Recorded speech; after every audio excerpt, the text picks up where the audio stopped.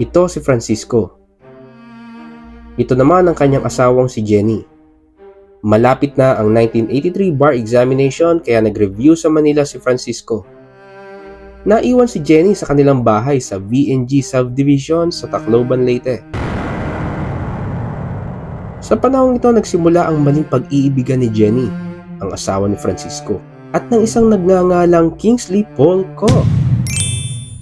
Umaga ng July 15, 1984, pumunta sa bus station si Francisco. Ang kanyang destinasyon sana ay Dolores, Eastern Samar para kunin ang kanyang anak na babae.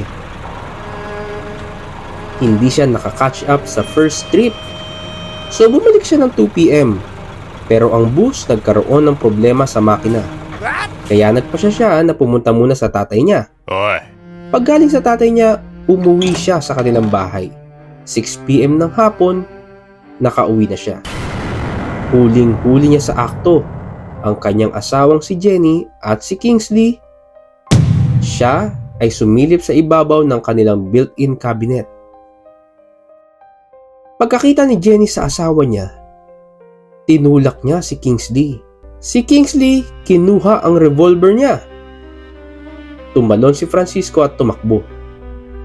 Pumunta siya sa bahay ng isang Philippine Constabulary soldier ng mga 6:30 p.m.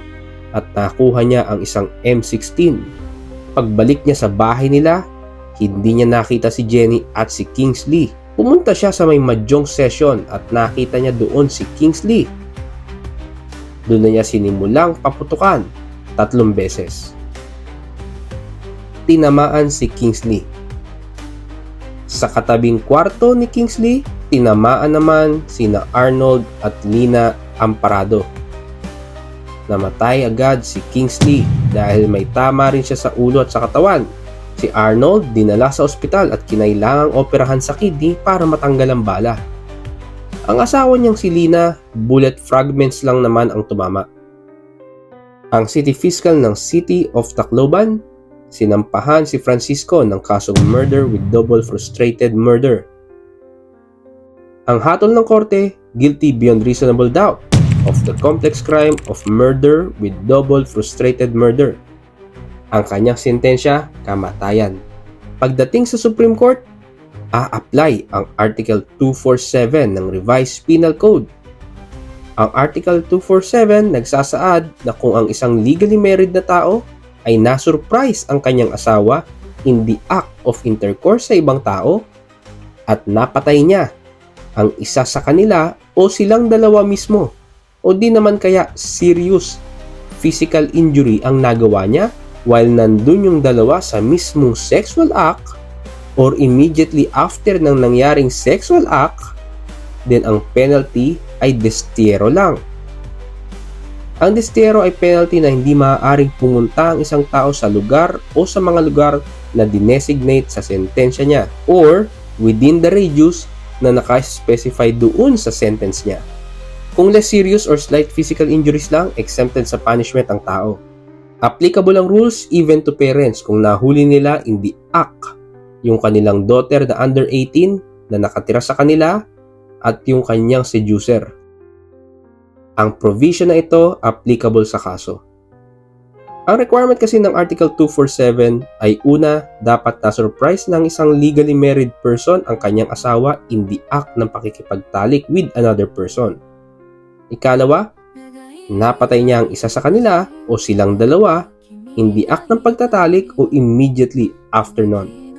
Sa kasong ito, kahit na halos 1 oras na ang lumipas mula nung mahuli niya ang pagtatalik, ang nangyaring pagbaril ay continuation ng kanyang pagtugi sa dalawa. Ang Revised Penal Code sa pagsasabi ng immediately thereafter ay hindi kailangang instant. Ang kailangan ay yung kamatayan ay siyang proximate result ng sobrang galit ng asawa after niyang mahuli ang pagtatalik.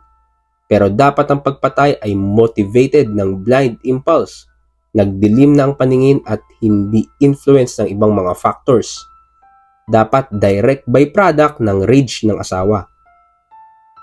At ang destierro is more of a benefit than a punishment dahil intended ito para maprotektahan ang akusado. It is a mere banishment. How about the physical injuries na nakuha ni Lina at Arnold? Sabi ng Supreme Court, hindi nagko-commit ng murder si Francisco nang kanyang gamitin ng rifle. So yung rule na kapag nagko-commit ka ng offense, magiging liable ka sa lahat ng consequences ng offense ay hindi a-apply. Wala siyang intent na patayin ang mag-asawang Amparado, therefore walang frustrated murder sa mag-asawa. Pero guilty siya ng Article 365 or less serious physical injuries through simple imprudence or negligence. Dahil yung kanyang warning na sinabi, hindi yung sapat na precaution sa mga taong nandoon gaya ng Amparados.